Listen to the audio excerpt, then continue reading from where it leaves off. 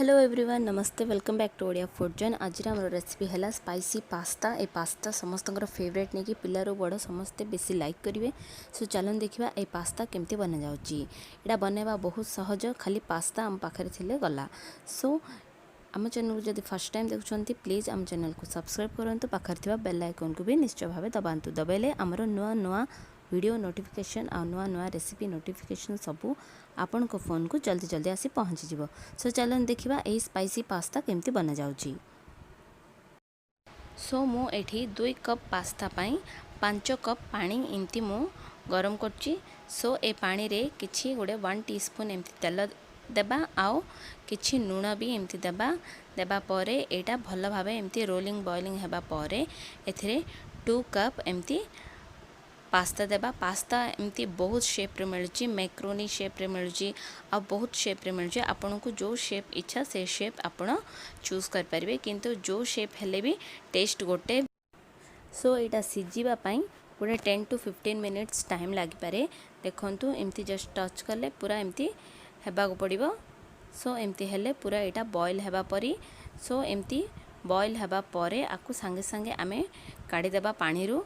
सो पानी रु एमती काढ़ी जस्ट एमती फिल्टर करबा परे आको आमे एमती गोटे प्लेट रे स्प्रेड कर दबा।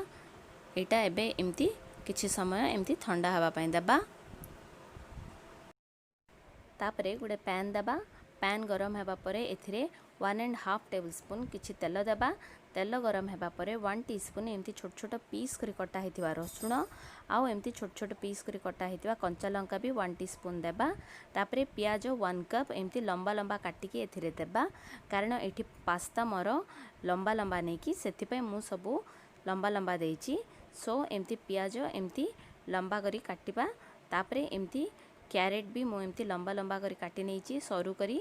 एटा हाफ कप आउ कैप्सिकम 1 कप एमती ही सरू आउ लंबा लंबा करी काटी नेची। सो ए सब जाक एमती टिके भल भाबे फ्राई करिबा, जेमती कि यार टिके कंचालिया स्मेल जीवो सेति पर्यंत एमती आकु टिके एमती फ्राई करिबा। सो एटा टिके एमती फ्राई हेबा परे 1 कप एमती छोट छोट पीस करी कटा हेतिबा टमाटो एथिरे दे देबा। सो ए सबू टिके फ्राई हे यार कंचालिया स्मेल जाए टमाटर टिके ग्रेवी बाहर को आसवा परे एथिरे एबे 1 टीस्पून एमती चिली फ्लेक्स दबा। चिली फ्लेक्स जदि आपण पाखरे नाई जो सुखा लंका को जस्ट एमती छेचिकी एमती चिली फ्लेक्स परी दे परिबो। तापरे 1 टीस्पून एमती गोलमर्च गुंड आउ स्वाद अनुसार लूण दे पुणी आकु भल भाबे एमती मिसे दबा आउ टिके फ्राई करिबा।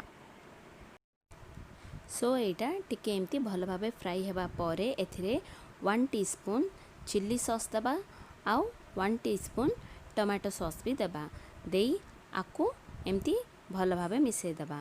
सो जदि पिज्जा सॉस जदि आपन को पाखरे अच्छी पिज्जा सॉस भी देले बहुत बढ़िया लागिवो। सो ए सबू भल भाबे फ्राई हो जिबा परे आमे आगरु जो सिजे की रखथिले पास्ता आमे एथिरे दे देबा। देकी आको एमती भल भाबे मिसेबा, जेमती कि ए स्पाइसेस सॉसेस सबू पास्ता रे भल भाबे मिसिबो जेमती सेमती आको भल भाबे मिसे दबा।